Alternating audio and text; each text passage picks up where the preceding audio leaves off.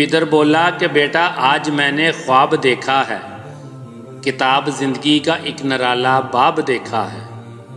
یہ دیکھا ہے میں خود آپ تجھ کو ذبح کرتا ہوں، خدا کے حکم سے تیرے لہو میں ہاتھ بھرتا ہوں۔ سعادت مند بیٹا جھک گیا فرمانے باری پر، زمین و آسماں حیران تھے اس عطایت گزاری پر۔ رضا جوئی کی یہ صورت نظر آئی نہ تھی اب تک، یہ جرت پیشتر انسان نے دکھلائی نہ تھی اب تک۔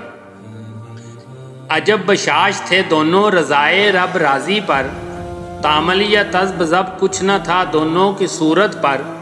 کہا فرزند نے اے باپ اسماعیل صابر ہے، خدا کے نام پر بندہ پائے تعمیل حاضر ہے، مگر آنکھوں پر اپنی آپ پٹی باندھ لیجئے گا، میرے ہاتھوں اور پیروں میں رسی باندھ دیجئے گا۔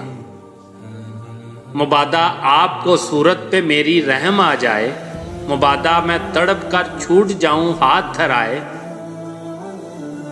پسر کی بات سن کر باپ نے تعریف فرمائی، یہ رسی اور پٹی باندھی ان کو پسند آئی۔ ہوئے اب ہر طرح تیار دونوں باپ اور بیٹے، چھری اس نے سنبھالی تو یہ جھٹ قدموں پہ آ لیٹے۔ پچھاڑا اور گھٹنا سینہ معصوم پر رکھا، چھری پتھر پہ رگڑی ہاتھ کو حلقوم پر رکھا۔ زمین سہمی پڑی تھی آسمان ساکن تھا بیچارہ، نہ اس سے پیشتر دیکھا تھا یہ حیرت کا نظارہ۔ پدر تھا مطمئن بیٹے کے چہرے پر بحالی تھی، چھری حلقوم اسماعیل پر چلنے ہی والی تھی۔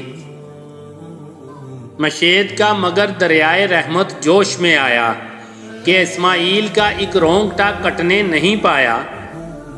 ہوئے جبریل نازل اور تھاما ہاتھ حضرت کا، کہا بس امتحان مقصود تھا اثار و جرت کا۔ خطاب اس دن اسماعیل نے پایا ذبیح اللہ، خدا نے آپ ان کے حق میں فرمایا ذبیح اللہ، خدا نے آپ ان کے حق میں فرمایا ذبیح اللہ۔